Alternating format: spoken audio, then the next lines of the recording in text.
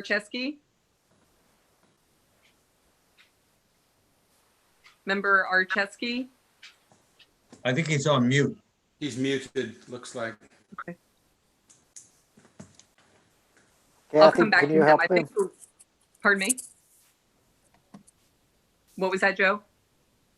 I wanted Kathy to see if she could help Mr. Archesky as the web host. Okay. He just I'll come back to him just so it's verbal on the recording. Member Galtney? Member Gregnani? Here. Member Edens? Here. Co-chair Remy? Here. Member Farmer? Member McCutcheon? Here. Member Bogue? Member McCune? Member Garitano? Here. And back to Member Archesky. I think he dropped off for a second. It looks like maybe he was having some technical difficulties. Okay. So when I see him come across the screen, I'll just recognize him so he can be counted, since I know he was here at the time of roll call. Thank you so much. And we have a quorum. Great. So it looks like Miss McCune also just joined, if we want to include her as well for the. I'm here. Sorry, I'm having trouble with video with internet, so give me just a minute. Councilmember Farmer's trying to get on as well. I'm going to resend him the information. It looks like Co-Chair Archesky just joined. Co-chair Archesky. Okay.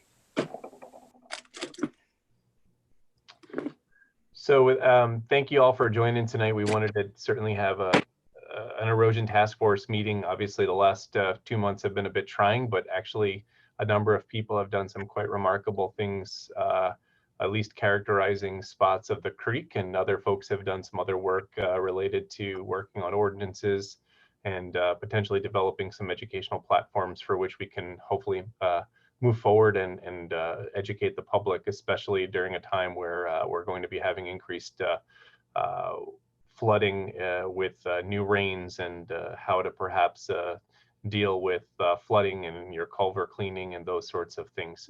But before we continue on, if we could have a motion to approve the minutes from the last meeting. Ms. Edens is a motion to approve. Do we have a second? Second. Seconded by Mr. Gunther. All in favor, please say aye. Aye. Aye. Any opposed? And any abstained? Abstain. Abstains. So we've got Ms. McCune and Ms. McCutcheon have both abstained. Any other abstentions? Okay, great. So then the immediate minutes have been approved across the board. Do we have any public comment cards? Excuse me, Co-chair Remy. Yes, ma'am.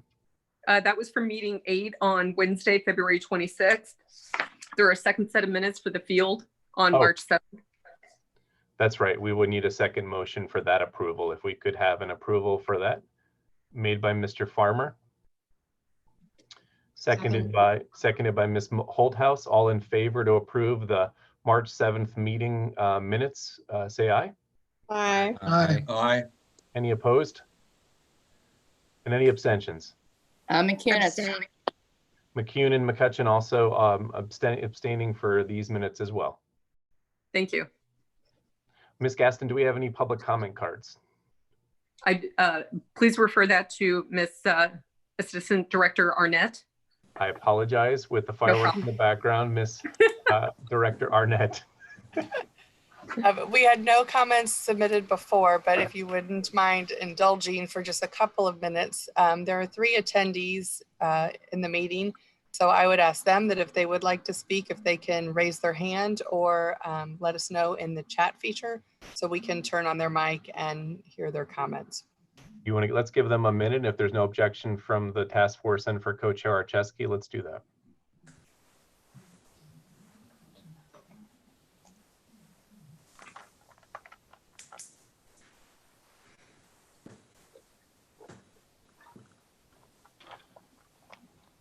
I'm not seeing any. Okay, well, we thank you, the 3 folks that have joined us, at least to join us for this meeting today. Next up on our agenda is an update on the creek data collection fieldwork. Is that Mr. Vunich or is that Ms. Arnett? Dr. Remy, I believe it'll be both of us, if you don't mind. Don't mind at all. I'll start out. Well, thank you. I'll start out by saying, first of all, thanks to all of the task force members that made it out into the creek over the last couple of months. It was hopefully a nice diversion from all of the news on the radio, television, and in newspapers about COVID-19. What we were hoping to accomplish is to begin that process, and I think we've gotten a great start. Our member Rambo did an excellent job out in Fox Creek. Ms. Holthouse, Mr. Sturman were in Cox Creek. And along with their efforts in Cox Creek, Dr. Hammer has also been out in Cox Creek on multiple occasions. And we're starting to see the product of that work. And we will have several reports from him probably at the end of this week or the beginning of next week, identifying some of the things that he's seen in Cox Creek to supplement and assist Ms. Holthouse and Mr. Sturman's efforts. The positive is we've gotten started and we've gotten a good start. There are still, though, 7 other watersheds that we have yet to venture into and identify. Next week, Dr. Hammer and I are going to do a couple things up in the Wild Heart Creek watershed and also look at the Hamilton Carr or the Carr Creek watershed. So we're branching out a little because we see some things there from the recent rains and the rains over the last couple of years that are a little worrisome. So with that, Kathy and Carrie have produced some mapping to kind of give us a visual of what's been achieved to date. And I'm going to kind of turn it over to Ms. Arnett right now. Can I comment, please, Kathy? Yeah, Fox Creek is done. I should have started at the bad end and worked my way upstream instead of the reverse. I just haven't gotten the pictures on a jump drive, which is the way I've been doing it with Kathy. There's as I made my way downstream, it was evident that the downstream was upstream. But I'll try to get that data to Kathy before you next contact Dr. Hammer and take a look at it. Sounds great. And thank you, Dr. Rambo, for all the work that you've completed. Thank my dog. She loved it.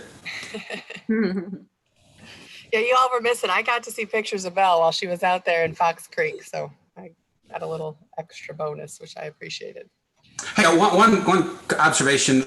It's kind of late in the game, but there's a lot of the Fox Creek watershed that's like little tributaries and so forth that have problems. Like there's one I know has a septic system with some problems, and there's some areas of erosion and so on and so forth.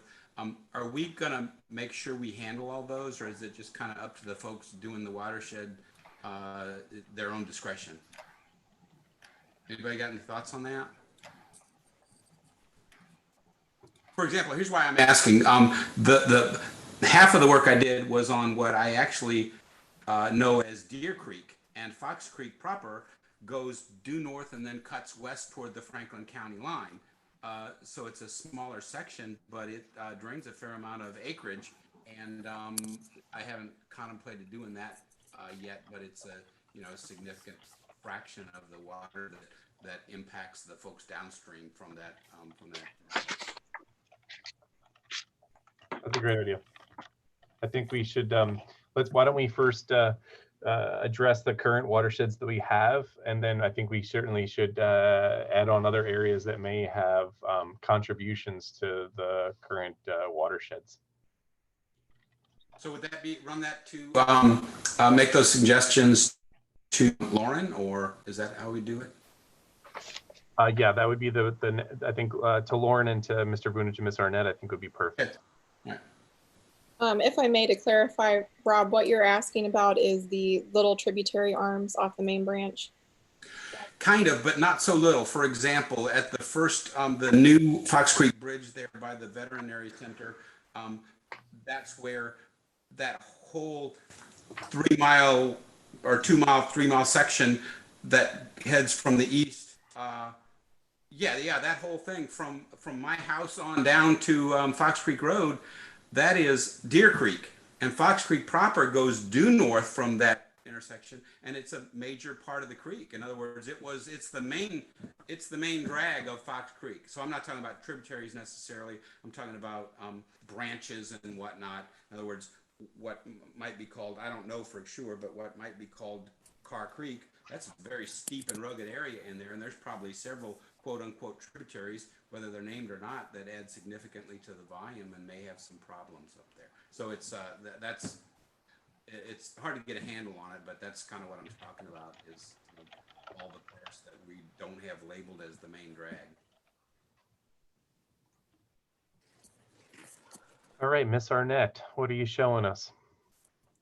So we completed a few maps and we just imported the data points, the data collection points. The first map shows all of the watersheds, and then the triangles have the data points that have been collected. So as you can see, Fox Creek down here in this section, oh, I shouldn't have used blue, is, as Dr. Rambo noted, complete.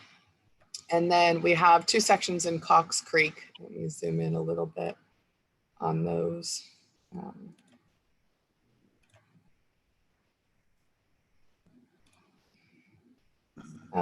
So Cox Creek has, Mr. Sturman did the southern end down by Point Clayton. And then Ms. Holthouse has been, sorry, that's backwards. The southern part is what Ms. Holthouse has done down by Timber Tree. And then Mr. Sturman has done the section up by Point Clayton, near Clayton and Strecker. So we had a total between the three data collectors. We had 107 data points that we now have information on. We had for those two watersheds. I'd be happy to answer any questions or go through any more data, but what we're doing is as we pull down data collection points, we're uploading them into GIS to show, and I'm keeping those up, the maps up to date on the SharePoint site so people can see what's already been done. So we got a lot of work to do. We don't need to double up on certain areas. I assume the idea is to continue on. I've been tied up for a while, but have time. So I assume the idea is to continue on. Yes. Kathy? Okay. Yes. Will do. Ultimately, the hope is that we complete all 9 watersheds. So I'm gonna throw out an idea. I think this is phenomenal work by Mr. Sturman and Ms. Holthouse and Dr. Rambo. This is great. One thing that came through that Kathy and Joe both know is that we got an email from Ken McGahan, I believe. I think that's his last name, who represents the Boy Scouts.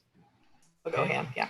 And one thing that I was thinking about for the last week, and I've sent him a quick email just a few moments ago, since all of the Boy Scouts in this area, and likely the Girl Scouts as well, don't have Boy Scout camp, I'm wondering if there's an opportunity, obviously maintaining social distancing, to figure 1 or 2 or 3 days that we could in fact work with the Boy Scouts and the Girl Scouts to do a considerable amount of this work in a shorter period of time. And my assumption would be, with the content expertise of Mr. Archeski and Gunther and Bunich and Sturman and Rambo and a whole host of all these names on our group here, is that we probably could figure a way that each of these people could be quote unquote merit badge counselors. And in fact, instead of going for a week to Boy Scout camp where people try to get their 10 or 15 merit badges on the way to get their 22 to become Eagle Scout, this might be a unique opportunity where community members could help Boy Scouts and Girl Scouts get relevant merit badges, but also do something really good for the community. And I don't know what your thoughts are as a group and collectively, but I think this is not an insignificant number of scouts that are in need of something to do for a period of time. And we may be able to pattern this over a couple of days and then certainly do something similar. I don't know what your thoughts all as a group might be. Ms. Edens.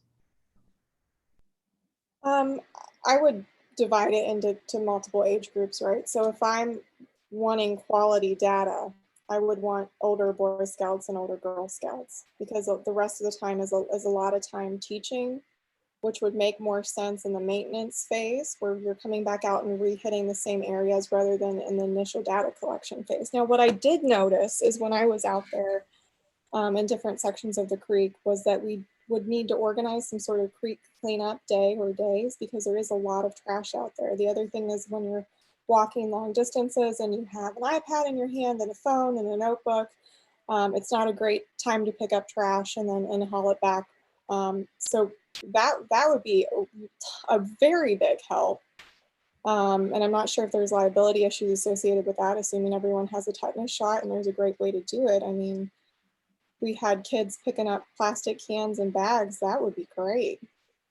Yeah, I'm sorry. I must have been unclear. I mean Boy Scouts, not Cub Scouts or Brownies. I mean the older population that would be there. And Right, but I because, think you can still be a Girl Scout like in 6th grade. yeah, but you would be paired up. My thought would be that you would be paired up with some adults and some merit badge counselors.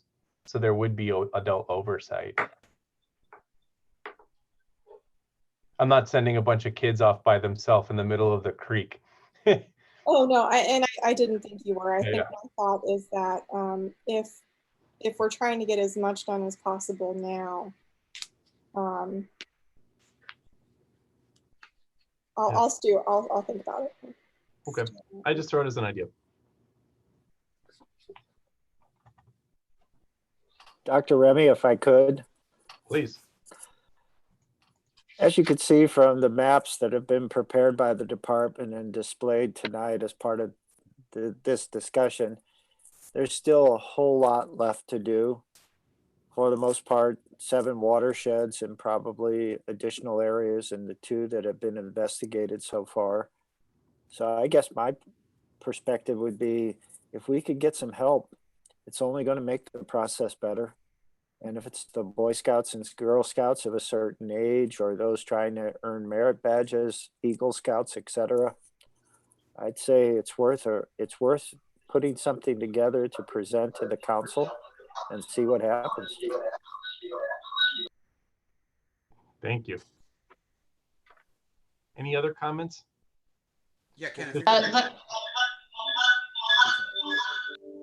I can offer some input, as practical matters of the process. Richard and I worked together to develop something that works. The problem that I found was not the actual walking or the taking of the photos. It was the uploading because of cellular and internet bandwidth restrictions. But the on the ground, the most practical issue that I ran into was just transportation. Walk 2 miles away from my truck and then have to walk along, a road with no shoulder to get back to my vehicle. Figuring out how to do that with younger folks might be kind of tricky. So we have to have the process well in hand before we ask for their help. Yeah, no, I think it's a good point. I guess most Boy Scouts are used to going on canoe trips where they get shoved down a canoe and then they've got to get picked up somewhere anyway. So we probably can figure that part out. I'm sorry, someone else had their hand up. Mr. To pick up on that, I was following Dr. Rambo, your adventures early on in trying to figure out how the system worked and doing sort of a beta test. And I, for one, would appreciate learning from that as well. I'd be happy to try to help out with this effort with some of the scouts and maybe Hamilton Car Creek, but I don't know that I would know, exactly how the system works. Just, I need some technological help to understand, entering and SharePoint, et cetera. That's just me. I would, what I would welcome is if a couple to kind of mentor a couple of these young guys the next time I go out or times, and take them along with me as a mentoring process. I think they could be helpful with a few things, and maybe enough then they could go out on their own. Just an offer. Good idea. Great idea. Okay, Kathy and Joe, do you guys have more specifics at all on the the data collection field work. And then Ms. Edens, since this is directly related to your subcommittee, anything more perhaps that you have? I do have more. All right, tell us. Okay, so I had been in contact a couple of times with both Director Vunich and Assistant Director Arnett on coming up with a plan that was based on Dr. Hammer's key areas or worst off areas. So my thought process was if we were going to organize groups of teams or actually have a sign-up sheet, that we would prioritize those areas first and then continue to monitor them after major rain and storm events, so that we have people that we know that are going out constantly in those areas. And then we can either, run the rest as a free-for-all. So if you're closer to one area and you have time on the weekends or during the week, you can do that as well. So my biggest concern was making sure that people felt free if they were close to an area to socially distance and make that personal choice, but that the city was not asking you to go out during a stay-at-home order, period. So that's kind of why we've been on hold. And now that that's largely been lifted, really after this weekend, which is a holiday weekend, I would be interested in organizing something for next weekend in those priority areas based on what doesn't get done during next week during the day. Because we've got some folks that are retired that can do things all the time and some folks that can do things just really on the weekends. So that's kind of where I'm at. I have been out another time since we've met to the Highlands area, which was on the memo with Dr. Hammer. And what I wanted you to know about that area, since the top four, 3 out of the top 4 were in the Anniversary Park section, and the other one was in the Highlands. And the Highlands is a subdivision that's actually inside of Wild Horse. And largely, a lot of it is MSD's jurisdiction. They have some main trunk lines that are exposed. They have a right-of-way that they have created into the creek bed and not maintained, and they've made some odd sloping decisions. So Dr. Hammer is concerned about the structural integrity of the bridge farther down, so that's why that got ranked as a top priority. But the good news is, well, it's not really good news, is that this will be an example of interorganizational work. So we're hoping to kind of get MSD to do as much, I'll say city approved changes as they can before the city would look at investing any money there. So that situation is different than the Anniversary Park because of that responsibility. So I wanted you to know that a little bit about the background.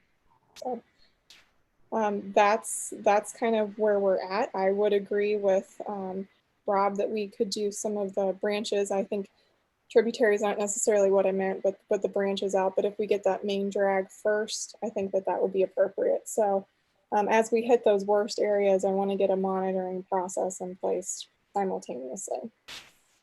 So Lauren and maybe Joe Farmer and some of the folks that have done this. So Ms. Althouse has a nice comment here that said, one of the things that makes things a bit slower is taking, maybe if we could take fewer pictures and maybe have to upload them, less things to upload out while you're in the middle of that. Would that be helpful?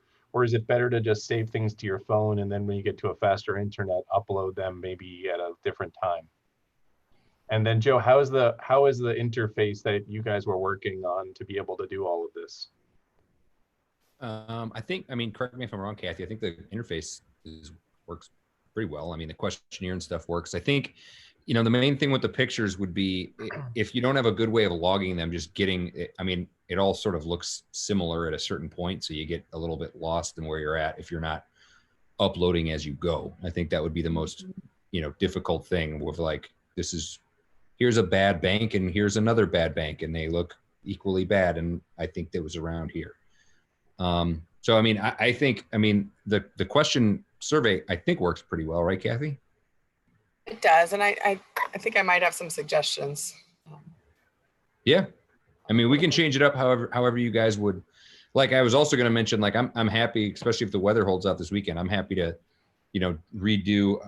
I did mine without the surveys and the questions just walking around behind my house. So I'm happy to get between, where I'm at all the way up to Strecker if we want to bang that out before it gets too gross.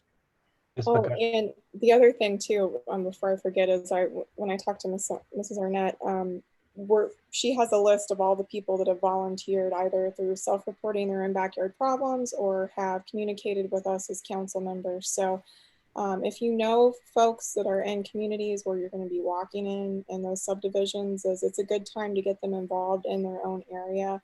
But one of the things that would be nice is before anybody is turned loose on their own is that I would hope and expect that they would watch those training videos that we've gone through. That would make me sleep better at night, knowing that data is more reliable, but also that things are not lost in communication. Councilmember McCutcheon? Yeah, if somebody's going out this weekend, I'd be happy to go along with them and be mentored. I wasn't available for the workshop, and so I know our area is a little bit behind. We've not had anyone available to assist us up to this point. So if anyone is interested in mentoring me, I would appreciate that. So I got a question for Miss Arnett and Miss Edens and Miss Holthouse. So would it be possible for the next time, perhaps either this coming week or the following week, could we use this Zoom platform and one or two of you guys go out and we can record them and they can share their screen and walk us through the steps of exactly what they're doing, what they're looking at with their phone, and then exactly what they're uploading by sharing their screen, and then make that available for people, and people can watch this live or they could go back and view it? Yeah, and if I can throw some points out that we've just discovered throughout this process. I think we've refined the form to a point that it's great. And I actually don't want to make changes to it because every time we change the form, we lose the collaboration of the historical data. So I think that the form, I think our 3 field inspectors have proved that the form is working, and we're getting the data that we need and that our experts need. I think that one photo is enough, especially if it's a good location. I don't think you need to take multiple pictures. We've allowed, I've changed the form so you have the option for additional photos, and you can actually upload more than one, like into photo number 1. You can upload like 5 at a time into photo number 1 if it's the same location. So we tried to make that a little easier. That being said, if you take the photos and know where they are and can match them back to your data collection points, I'd be perfectly happy for you to give them to me on a flash drive and you don't have to upload a single one. We have a process that Chris Parker in our department has worked down to a science, basically. We have a separate external hard drive. We're downloading the forms as they're submitted. We're downloading the images and we're renaming everything so that we have, so some, and you can see on the memo, the spreadsheet that we gave on the data collection, one site may have 1 photo and one may have 10. So we're matching all those up so that you all can get them to us in the easiest format for you. And then we'll make sure that they're taken in. I would be happy to organize, and the problem with watching the training videos or from our March 7th session, first of all, neither one, they were both kind of wandering. So the audio, I think at times isn't the level that the quality necessarily that we would really, really want.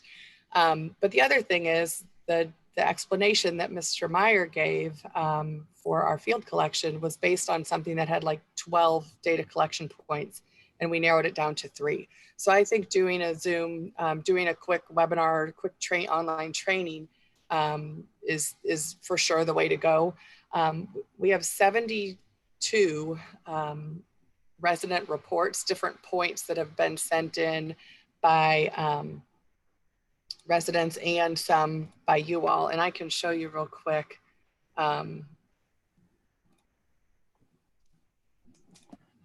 That one, so if you can see my screen, they're scattered all over the city. But the vast majority of these people have also said that they would be willing to do field work. So I think, yes, we absolutely need some type of quick training video to get everyone kind of up to speed. But I think that we can use some resources from these volunteers.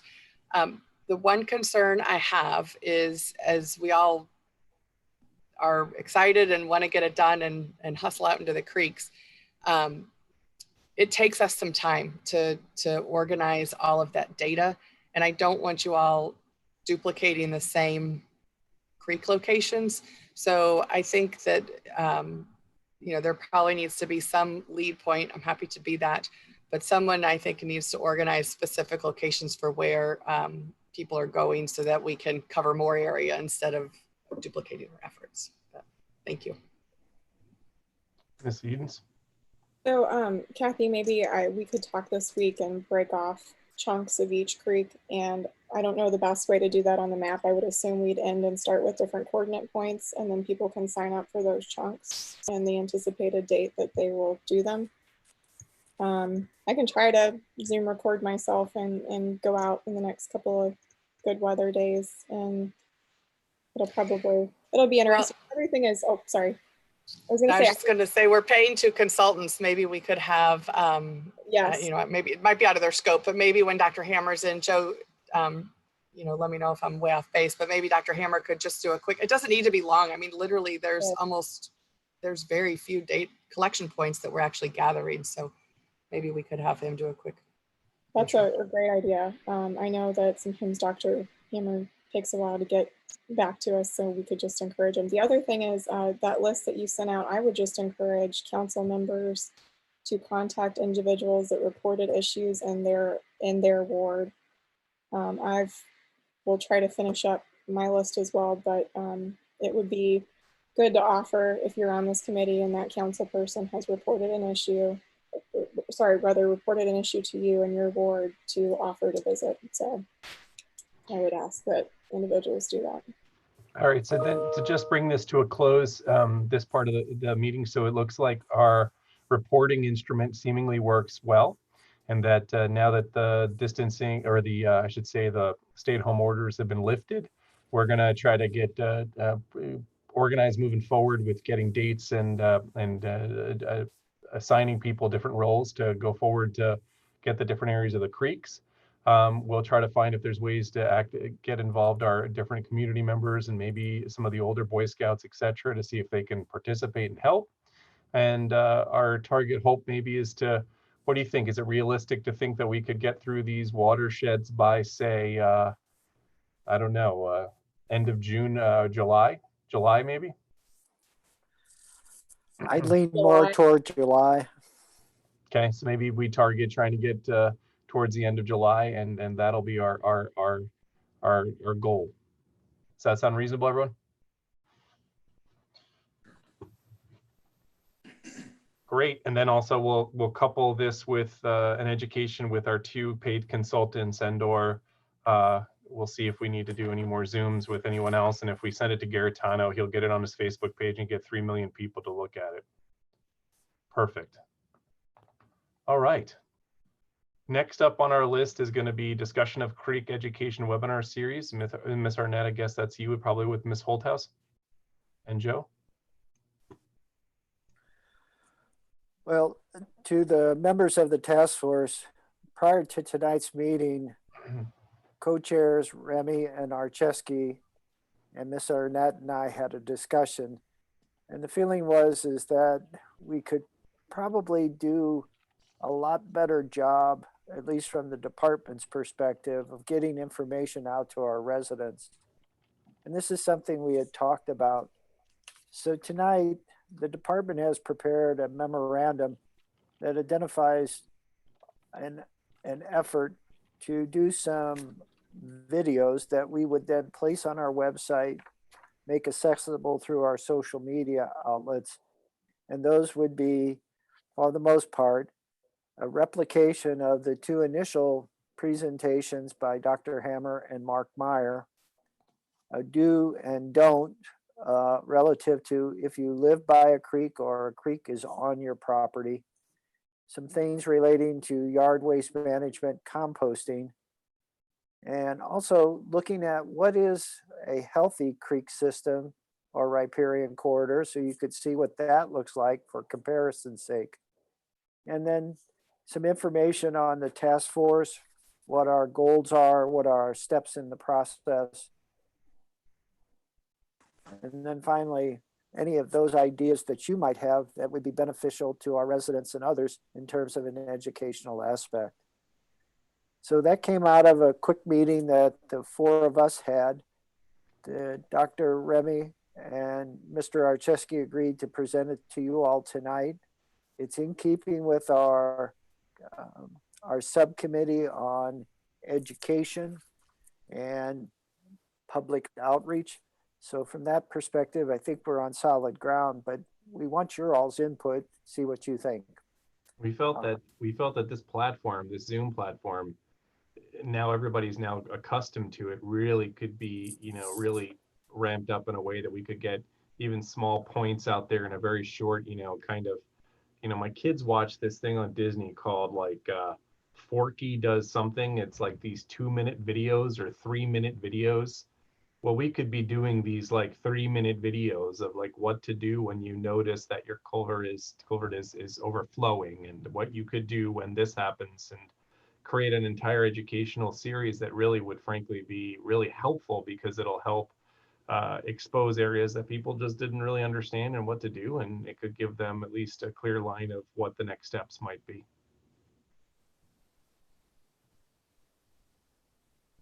Ms. Edens. That's a great idea. I love that.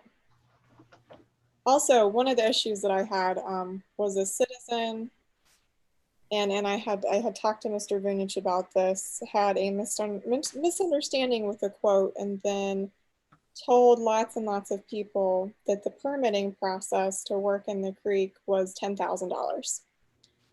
So I think what we might have to start adapting and adding things on the education site when we have to deal with rumor control or something like that. But apparently we do need a section about who those permitting bodies are, and maybe the rough costs and things to look out for. So do not go with a company that offers these 3 solutions, right? Like Gabion walls, we learned are a no-no.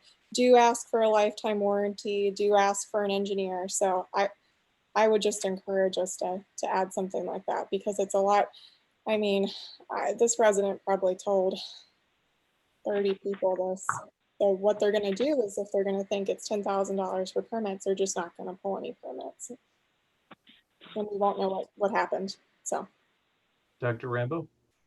Yeah, 2 points. First, I've felt for a long time that we needed sort of a central repository for sharing these kinds of issues. We've got SharePoint, and it's great, but we don't really have a place where someone can say, hey, I have this issue.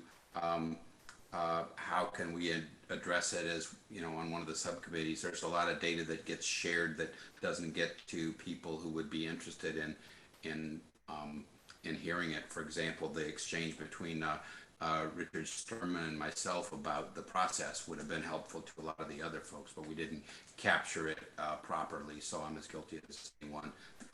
We could talk about that some, but what I really wanted to say was I can use myself as an example, but I'd rather use a couple of other folks on Fox Creek Road who are they were surrounded by floodwater. They had you probably recall the ladies that came and talked to the committee or the task force. They had a tributary flooding on one side, they had a field flooding on the other side, and they had the creek backing up and caused $20-some thousand of damage in their house. They are desperate to get some excavation work done. They're looking into the permit process, and I gave them hopefully some sound information, but what they could really use is an hour's worth of consulting by a competent professional. I know enough to be dangerous, and I stood in their backyard and said, no, you probably don't want to do this, you probably want to do this, but I am not. I made it quite clear that I was talking only for myself and that they needed professional help. If we're paying these consultants, is there some mechanism that we can approve an hour's worth of consulting to someone with a problem, a complex problem in their backyard that really wants to do it right, and doesn't, want to do it over.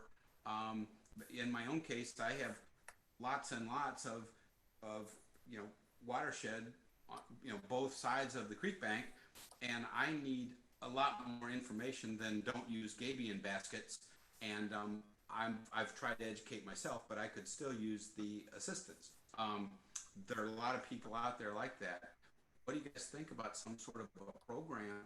I know it's money, but it's not that much money. I'm not talking about 50 grand to repair their creek. I'm talking about $100 or $200 for an hour's worth of our engineers to go consult with the residents. Does that make any sense to anybody but me? It makes sense. I think we probably need to discuss whether or not we have that jurisdiction to do that. I'm not sure that we do, but I don't know the answer to Well, that. what do we do for folks like that then, Ken? Mr. Vunich, I probably might be able to answer that. Well, certainly the intent when we engaged Mr. Meyer and Dr. Hammer was for them to provide on-site field expertise. The bump in the road we come across is just the liability aspect.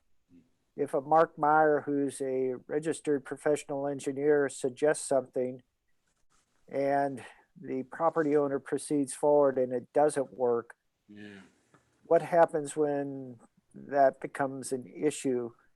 Is the city liable? Have we placed Mr. Meyer liable?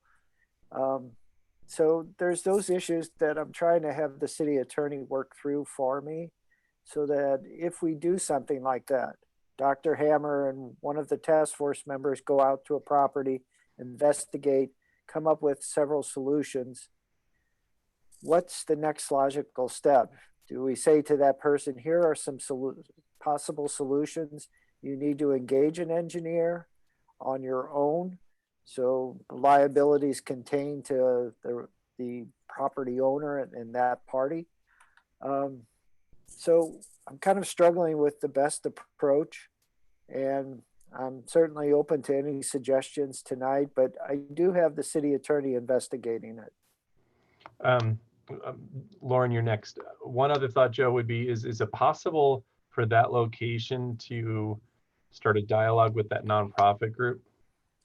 Certainly, that's the other thing. And we're talking about maybe doing a pilot up in the area by Point Clayton, Wildwood Meadows, because there's accessibility there. It's good accessibility. There's a good amount of common ground. So we're not imposing on people's private property. So, but yes, Land Learning Foundation, I believe, was the name of the entity. And we may want to investigate what their role might be in all of this. Yeah, Rob, maybe that could be another idea because they would bring that content expertise. I looked into them. It's kind of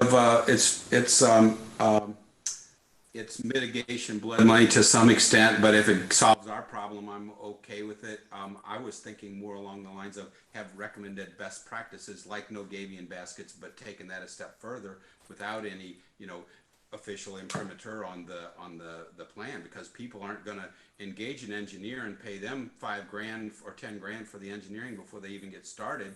They're going to go hire somebody with a backhoe and dump in a bunch of rock, and it doesn't solve our problem. No. And so, we've got to come up with an answer. Joe's working forward on it, but I don't know what it is. The city can't afford to fix all the hundreds of miles of watershed we have, but we've got to do a better job helping the residents do it than we currently are. Joe, do you or Mr. Gunther believe that this is going to have to some point come into an ordinance that we're going to have to create about appropriate methodologies for being able to rectify these sorts of problems?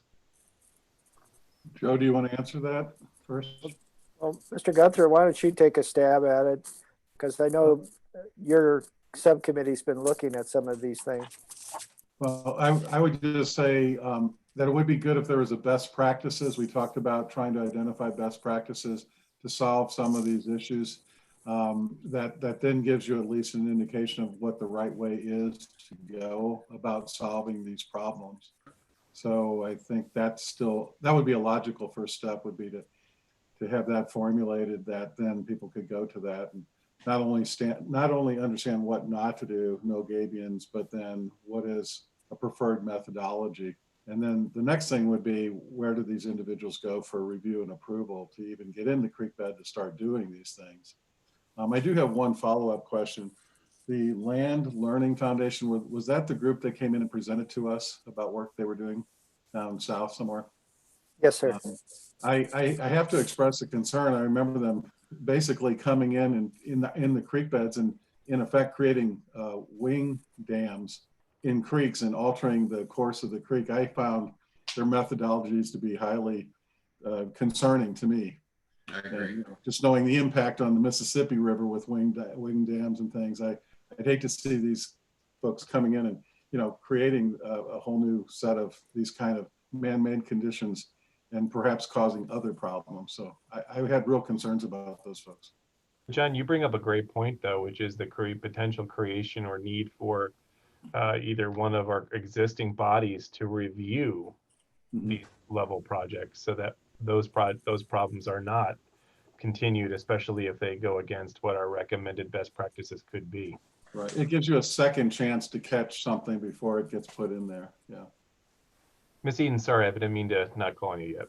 Oh, no, that's okay. It just kind of brainstorming, the solution and the question that Rob brought up, which is how do we get the accurate information specific to each homeowner's property where the solution may be different to these residents who otherwise are going to be unlikely to pay for that professional service and then potentially harm the creek bed. And my thought would be, because as Director Vunich mentioned, liability issues, is to offer a list of, city endorsed or approved folks, Mark Meyer being one of them, and negotiate a rate for a consulting fee, and then the homeowner pays the rate. So that transaction remains entirely between the engineer professional service and the homeowner for that site visit. It also keeps the city from paying for every single house.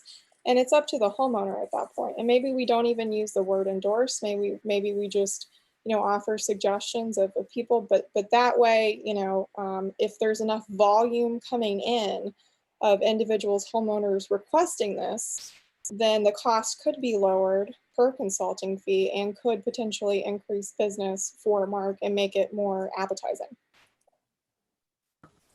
Mr. Vunich, are there rules against making recommendations for that? Actually, with our natural resource protection standards, which requires a soil scientist that has field experience, we have created a list of three that are the only ones the city will accept. So I think we could do something very much like Miss Eden has mentioned. And that way it helps solve the problem too of Rob having, a citizen saying, well, how come they went to that house in Fox Creek and you guys paid for that, but maybe they didn't come to my property, or I paid to fix my own property and they never came, and blah, blah, blah tax dollars. So passing that consulting fee along to the consumer at a lower rate, whether that's negotiated by the city or not, seems to make the most sense. So two questions, and this is great ideas. So going forward, so actually in response to not doing things correctly. So Ms. Arnett or Mr. Vunich, could you just quickly comment on, is MSD presently with the Shiva Court project?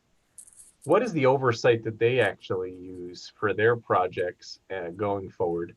And then the follow-up question would be, we've got a couple people currently on this erosion task force, such as Dr. Gragnani, Dr. Rambo. I'm sorry to tell you, but at some point we'll have to figure out you or Mr. Bope, obviously. But in a month, we'll have some people coming off of this and we'll have to get new people on there. But there may be an opportunity, I'm just thinking, to have a spin-off group, if you will, that could be a group that could do the best practices and or review of these sorts of projects.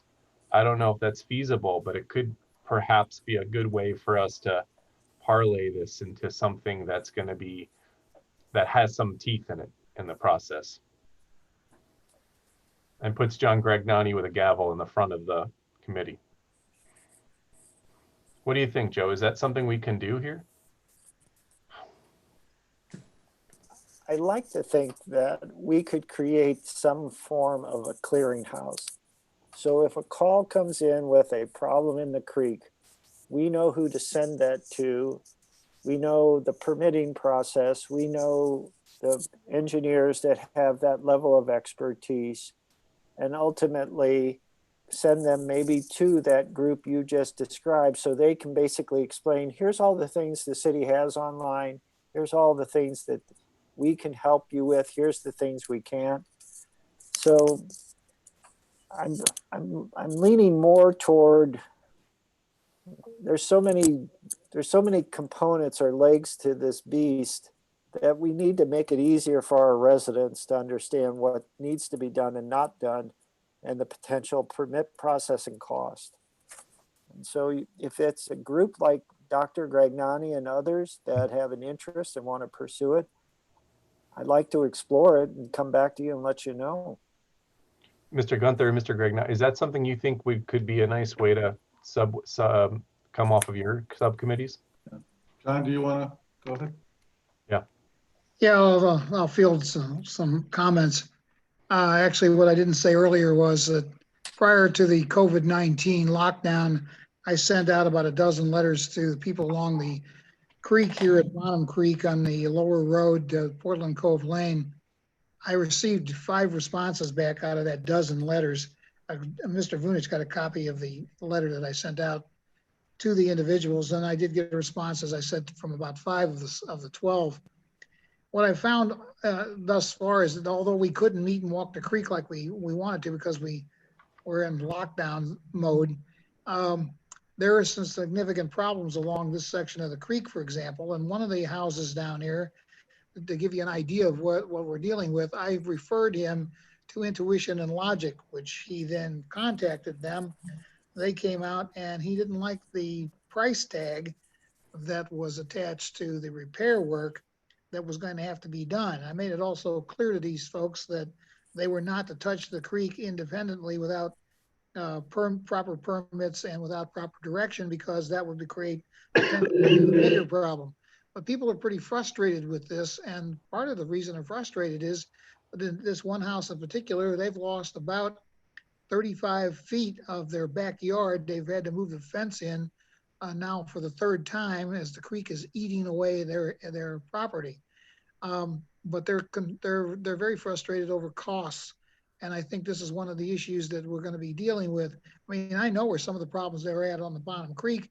And what's worse than that is that if that housing development is built over there on the west side of 109, the Payne project, that's the headwater, part of the headwaters of Bottom Creek, our situation is going to get even more dramatic. In fact, what you guys may or may not know is that the bridge on Pond Road by the ballpark, the fancy new bridge that was put in a few years ago, is in jeopardy if Mr. Archesky's noted this very clearly, that if the creek continues to clog up with debris, the bridge could be in some serious trouble in the not too distant future.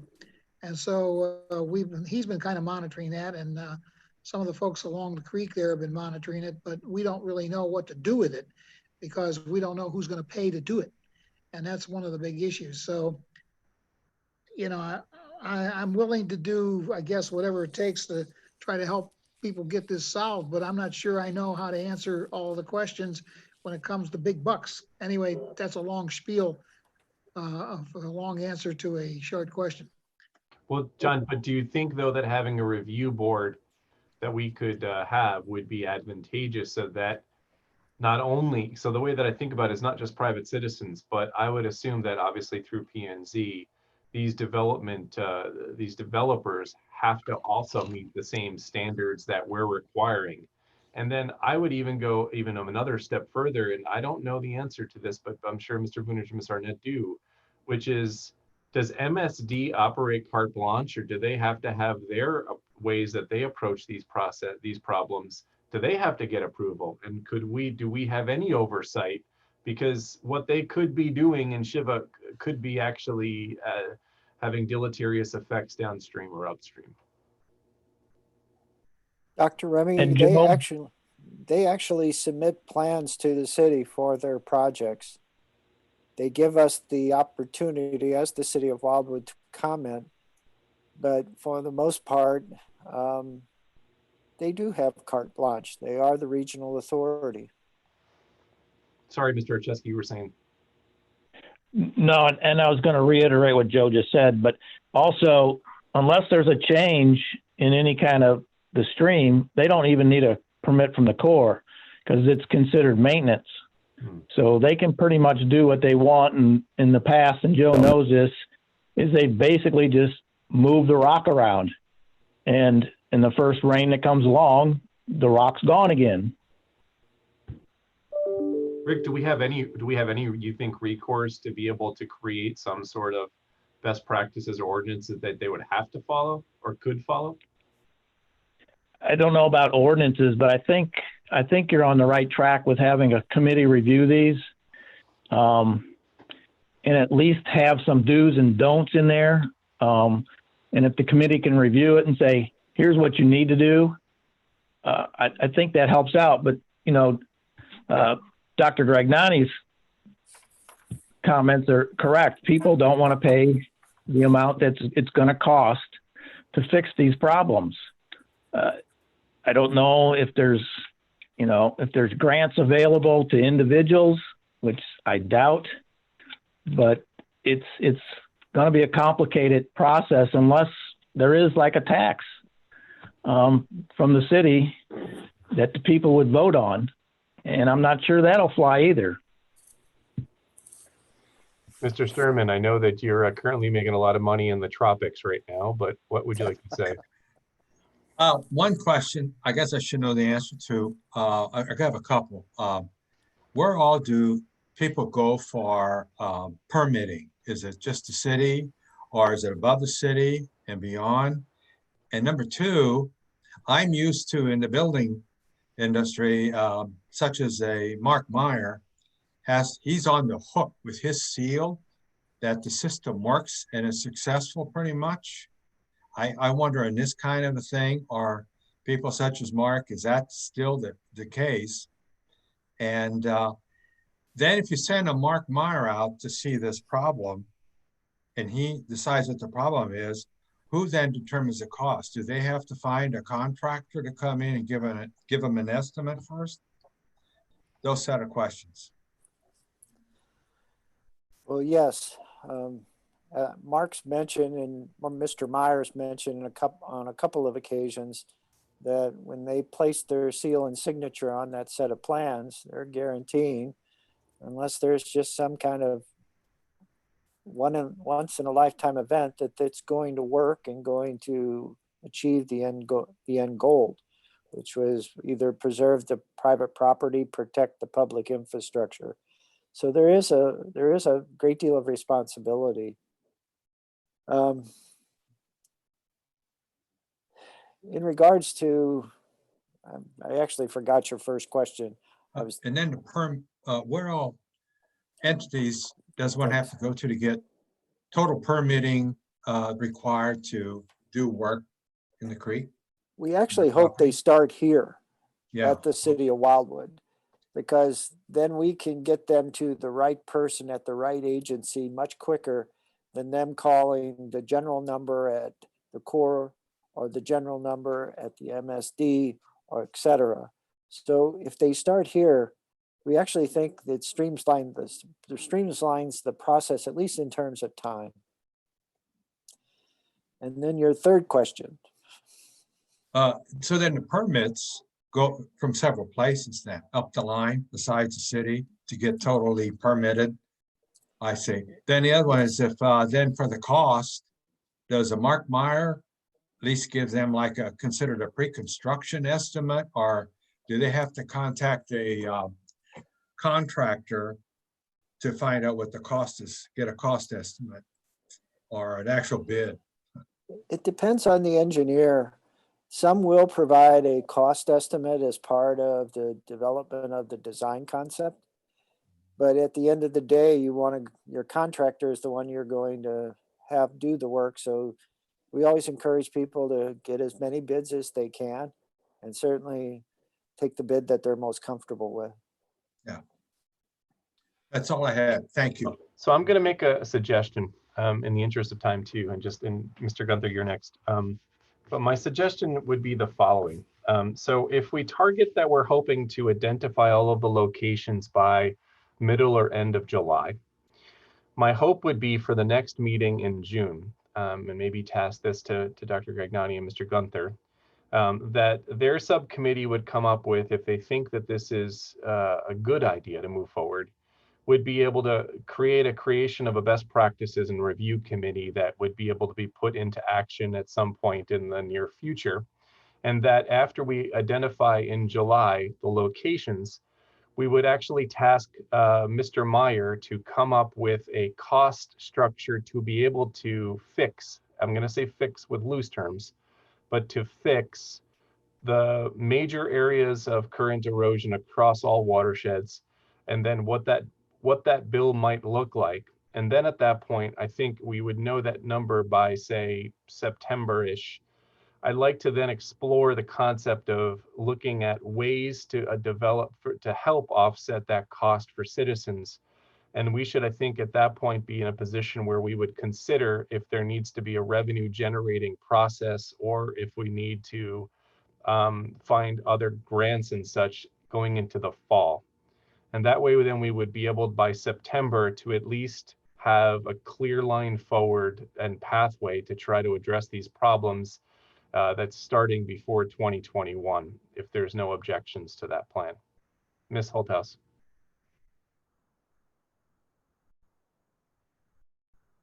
Sorry, you're muted.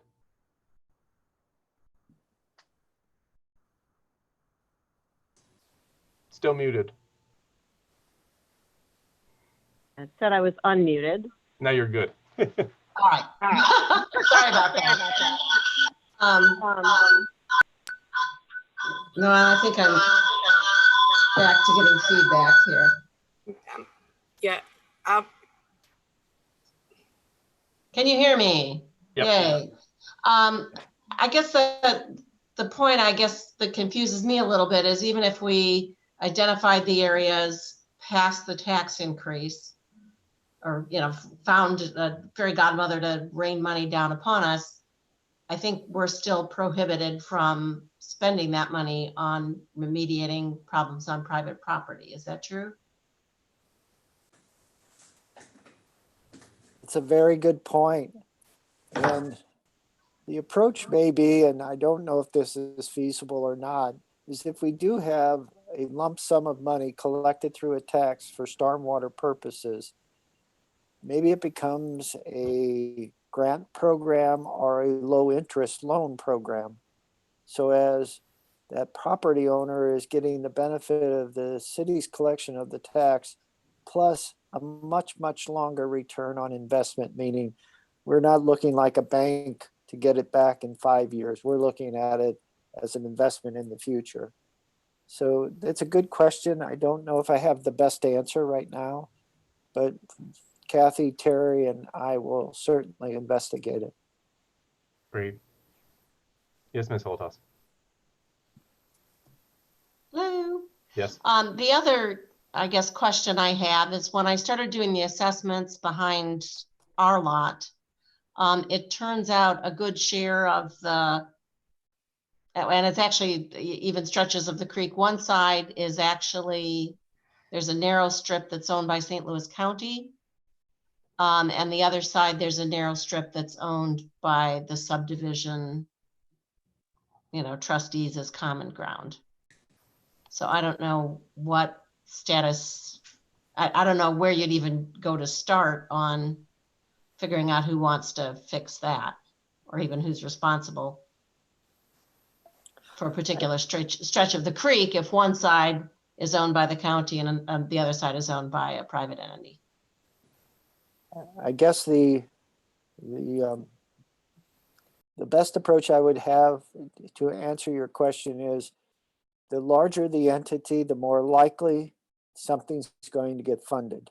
So a homeowners association of 100 properties versus one property owner is more likely to be able to collect a special assessment or use a reserve to address a problem. And certainly St. Louis County, despite what they might say, does have some funding to address problems on the watershed areas under their jurisdiction or ownership. So the best news is the larger the entity, the more likely something's going to happen. Mr. Gunther? Thank you. I was going to actually add on to what you were saying previously, and try to, at the risk of oversimplifying, I just was trying to string all this together that we've been talking about.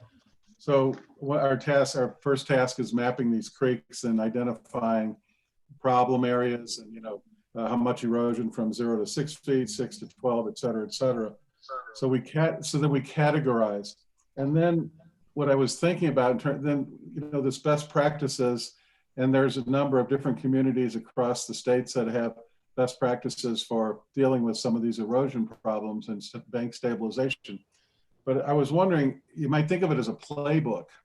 And I was wondering if as part of, let's say, Mark Myers working with us in the city, when he was presenting, he said, well, here's an example of a before and an after, and this is what we did to remediate it. In a way, I'm wondering if he can help us with the best practices, develop this playbook for different categorizations of creek conditions, so that in this process, Joe, you mentioned, let's start with the city and let's talk about the process. Wouldn't it be great if a citizen could go and to the city and start the process, but understand, okay, this is the condition I have with this creek in this location, and it sort of falls into this category. And for this category, this is kind of a playbook for how this might happen to be corrected. Everything's different and unique in its own way, and you still need the engineer to size it up for that specific condition and design it and engineer it. But it starts to help people get a feel for what has to happen in order to correct that situation. So I just throw those kind of general ideas out, and then you go into design and then review and approval by the city, et cetera, et cetera. So for what that's worth. That's great. Dr. Grignani. Just to follow up on what Mr. Vunich said a little while ago, we already had a situation like that here in Portland Cove. We spent $90,000 plus within the last 6 months to repair the culvert, which is part of the main channel of Bonham Creek that comes out of the Harris Farm, goes underneath Portland Crest Lane, and then flows down further towards the ballpark. The culvert pipe literally, after 30 years, had collapsed. The day that the heavy equipment came out to start construction, the equipment collapsed through the road, and it's a lucky thing that no cars had that experience prior to the time when we started. But it was a $90,000 project. They did a very excellent job of repairing it. It looks great, but that's not the end of the story, because we have to maintain any debris from clogging up the end of our culvert pipes on the upstream side. And we had to levy a special assessment this year and for next year to replenish our road fund, because we take care of our own roads here. And so as a consequence of that, in order to have sufficient funds in the event that we have other road issues, we had to hit the residents up for about $3,000 over a couple of year period. They're not interested in spending a whole lot more money. So if you come at them and say you want some more special assessment, I think you're going to get some resistance. But I could be wrong. What do I know? And this is Rick. Just jumping on what Mr. Gunther said. There's a couple of states that actually have some pamphlets out there that show you before, after, here's how you do it. Here's the process you go through with the city or the county or whichever it is. I'll see if I can dig those back up somewhere and hand them out. Yeah, a lot of that stuff's on the SharePoint site. A lot of similar stuff's on the SharePoint site. Great. Some of the ones you sent, in fact, Rick. Okay. All right. I think we should move on to some of the subcommittees. Lauren, do you have anything more for critical locations identification? Great. City regulations and plans subcommittee?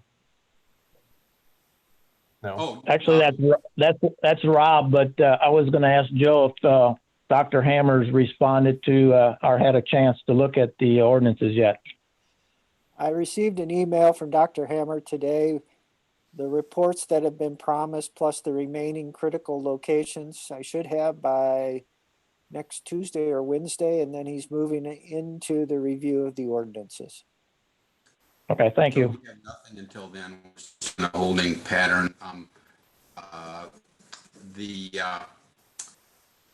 The issue that I mentioned about the sharing of information among the committee's members and so on and so forth, this is kind of what I was talking about. There's no, there's been some work on the ordinance and so forth, the ordinance review and so forth, but I'm supposedly the committee chair, the subcommittee chair. I haven't been involved in any of those, and it's fine as long as the work is moving along, but it's a little nerve-wracking to know that I'm sort of responsible without having been in the loop.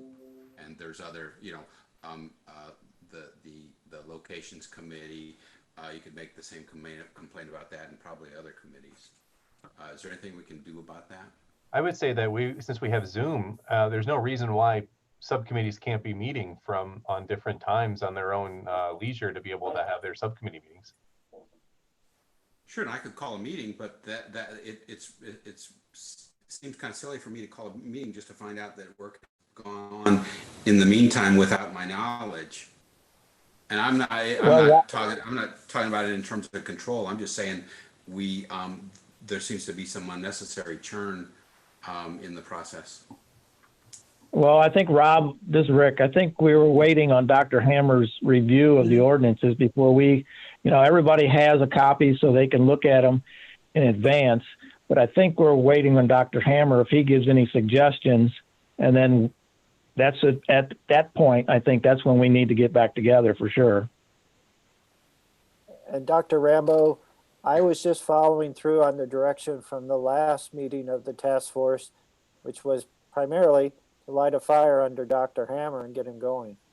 Yeah, and I have no complaints about any of that, Joe. I'm just making sure that if there's any discussion of the ordinances with Hammer, I mean, it would be nice to know ahead of time, and if we need to convene the committee, I'm ready, willing, and able to do that. Definitely, my direction to him is to review, make comments, and then get back with the subcommittee, because it's your all's responsibility to take that information and assess it if it needs to be added, needs not to be added, or wherever it may end up. So certainly. Joe, do you think it's possible we can see if Mr. Hammer can get on a Zoom call or two with different subcommittees? That way we can schedule the time and he'll hopefully get the work done beforehand. I would hope he'd be more than willing. I would hope he would take that as certainly. I'd be glad to do that. The field work took longer than expected, obviously, and that's why we're a little behind on, I think, the update or the review of the ordinances. But I'll ask him certainly to make himself available. He'll be compensated for that time, so I don't see why he wouldn't do it. Okay, so if there's no objections, we can set those times up with Mr. Hammer and Dr. Hammer and get this to work on the communication. Mr. Sturman, do you have any financing subcommittee updates? Well, just before the virus hit, I was in communications with a lady. Her name is Trish Riley with Missouri DNR. And I was for a while getting indications and had high hopes that she was speaking of possibly some grant money. Then at last, our last email I received from her was or it might have been a phone call, instead of granting grant money, all they were offering were some short-term loan offers. She told me, and I don't know, Mr. Vonage or Mrs. Arnett, if you can, she said she sent something in directly to the city.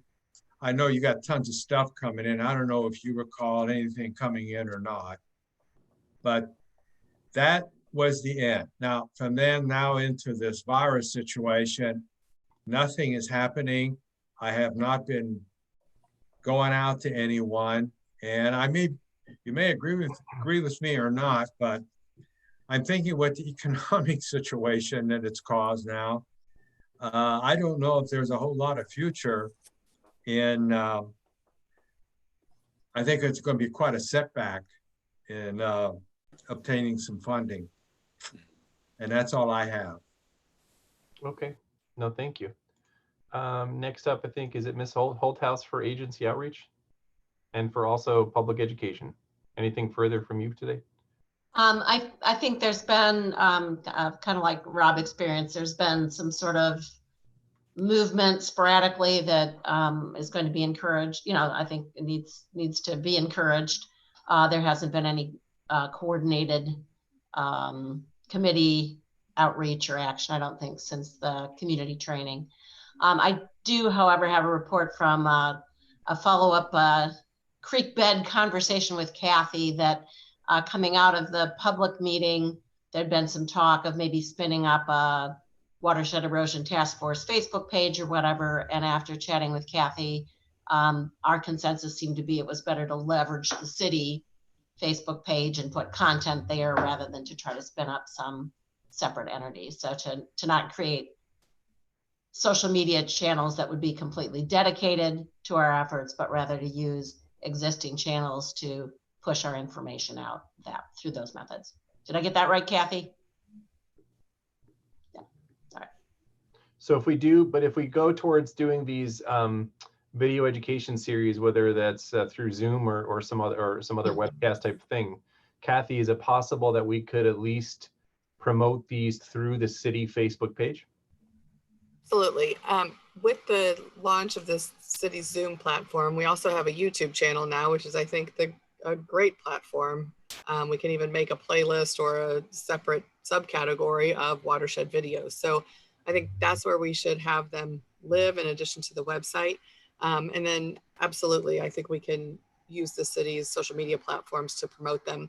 The conversation that Ms. Holthouse and I had, one, we don't have dedicated staff. I mean, the people who do the social media are literally on this call. It's mostly Travis, it's myself, it's Julian and Sam. So the concern is we spread ourselves so thin with so many social media platforms that we just can't keep up and do a good job. So we would rather focus our attention on the platforms that we have. And for the Watershed perspective, let's leverage the 6,000 followers we already have on Facebook. And it'll be a better and quicker way, we believe, to kind of get the word out. So, you know, the weekly e-newsletter goes to almost 2,000 people. We have followers we have a couple thousand on Instagram and Twitter, and nearing or more than 6,000 on the city's Facebook page. So we thought that was a better way to leverage those. So Ms. Holthouse, with your permission, would it be possible before the next meeting that all the members of the committee each, maybe if they can, just send you a list of what they think some relevant topics for the education series might be? And as small as they are, it doesn't matter. And even if they could come up with 30 small topics for 5 minutes each, we can create a small series for each of them. Yeah, and I think the idea of people sending in their ideas is great. And we'll, you know, if the same idea comes in 2 or 3 times, then we'll know that's a real good place to start. So thank you. Any other matters for consideration for the task force? Mr. Archeski, do you have anything further? I don't think so. I think everything was covered very completely. Hopefully at one point we can all get together in one room. Well, our next meeting is scheduled for June 17th. And do I have a motion for adjournment? By Mr. Farmer, seconded by Ms. Edens. No, there's no debate on the matter. All in favor, say aye. aye. Aye. Opposed? Aye. And any abstains? Motion passes. Everybody stay safe. Thank you Yeah, all thank you very much, much. everybody. Stay well. So I guess Kathy or Joe, you'll ask either Dr. Hammer or Mark to break down the sections of the creek that we can. Okay. All right. So I'll wait to hear from you then.